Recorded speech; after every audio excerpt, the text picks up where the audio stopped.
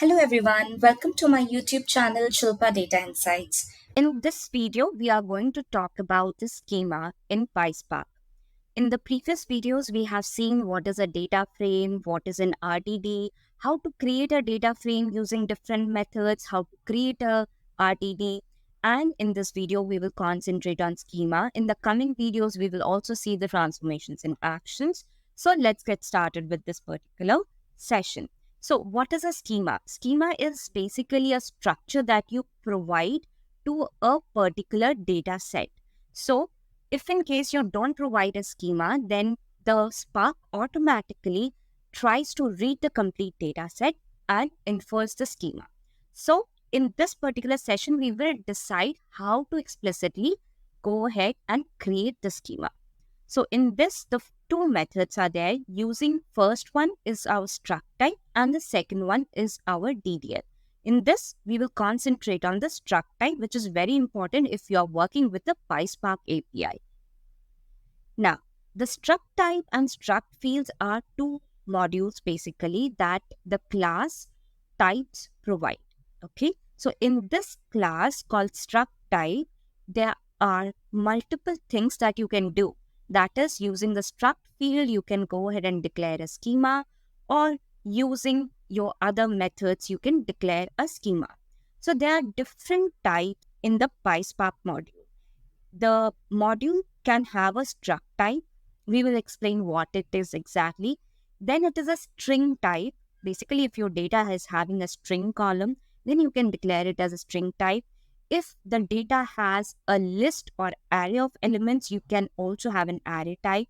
If the data is an integer, you can have integer. If it is a double or if it is a float, you can have that particular data type. And if a column is having a date or a timestamp, we also have the date type and timestamp type. There are many more SQL types. You can go to the documentation and you can check it out. But these are the majorly used data types in the PySpark. Struct type actually consists of a list of struct field. So struct type is a module. Inside that, it is like a list. And in that list, basically the struct field is present. So struct field is something like the name of the columns that you are mentioning with its data type. Now, each data type is representing a row. So we will go ahead and see how exactly it will represent it as a row in practical session. Now, you have to iterate the struct type, and after iterating it through the struct type, you will get your struct fields. Because struct type is a list, right? You can iterate it through a list, and if you iterate it through the list, you will get your struct fields. And that struct field can be accessed by a name on its position, because you have your list and that can be accessed by its name on its position. Now, how you can go ahead and define a schema? Let's say there are two columns in a particular data set. One is student ID and second is student name. You want to go ahead and create your data frame with these two particular data set columns. Okay. So for that, you will first import the modules like the PySpark SQL.types. After you have imported the modules, then you have to declare the schema. So struct type is a list. So we will go ahead and mention the struct type. Inside that, it is a list of struct fields we will go ahead and mention. And that struct field is having your ID. So let's say you have the student ID is my column name, and I have my student name as a column name. I can also mention the data type of it. The data type is integer type, and the data type of this is a string type. Since I have declared this particular schema, I can go ahead and create a data frame using the create data frame method that the Spark provides. So in that, I have to mention as the data as my first argument, and I can declare my schema, which is my schema that I have mentioned here. So it's very easy how to do it. If you don't know about how to go ahead and create data frame, you can watch my video here. I have pinned it in the I button. Now let's start with the practical schema in which I have attached my cluster, which is in my Databricks runtime 13.3 LTS. And the first thing that I will be doing is importing my SQL types. So in this SQL types, if I import, it has imported all my SQL type. Now I have my data. I have my student ID here and my student name. Student name is a string, so I am mentioning it inside the code and creating a data out of it. So the data should be inside the list so that it can be iterated row by row and create a data frame. So for that, I have created my data inside the list and I have created the data frame out of it. Now this particular thing is a data frame that I'm creating. I'm not mentioning any schema. So this particular data frame is having a schema column as 1 and 2. And it has inferred the schema, the first column as long and the second column as string.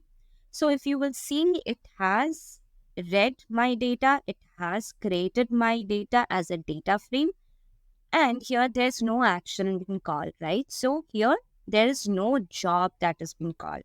Now I will call an action basically, and it will display me the result and create a Spark job. So here the header, if you will see, it should have a column called student ID and student name because that's my data set that's representing. However, as I have not mentioned any schema, so it is just mentioning like first column and the second column, right? This doesn't make sense when you are reading the data. What exactly this 1, 2, 6, and 13 represents and what does these names represent? So you need to have a dimension, you can say, or a particular representation of a data, what exactly these fields are. So for that, I'm creating my schema. This schema, I'm declaring a struct type. So this struct type should be inside a list. So I'm mentioning a list here. Inside that list, I am creating the struct field. So every row or every column is represented by a name and every column should be represented inside this struct field. So this is my student ID and the student ID I'm declaring it as an integer type and I'm making the nullable false, whether the data or data frame should have a null value or not. So that is what is false or true. Then you have the struct field, which is my student name, the second column, and it is declared as a string type. And here nullable is false. So this is my schema that I am defining. Now I will go ahead and read my data frame with that particular schema. While reading the data set itself, I am creating a schema and declaring that schema inside my argument called schema here. The names are same here. You can mention any name, let's say DF schema. Then it will go ahead and give you the DF schema itself. Or let's say you can put my schema. Okay. So if I go ahead and recreate this with my schema, and I will go ahead and read this data with my schema that I have. So this is my data frame that's created. Let me go ahead and represent this data and see if the data is displayed. So now if you will see, it has displayed me the data very nicely with my column names called student ID and my student name. So this is my ID and my name. So my data frame is ready with my columns defined inside the struct type. So this method you can use to create your data frame either from a file like CSV, a JSON, a text file, or a pandas data frame. Any method you can use while creating the data frame, and you just have to mention your schema explicitly. So I hope you have learned something new in this video. And in the coming videos, I will explain you about the transformations, actions, how the jobs work, what is the architecture of it. There are a lot of things that I'll be covering in this playlist, so stay tuned. I hope you like this video. So hit the like button, subscribe to my channel, and share it with your friends. Thank you so much for watching, and I wish you have a good day.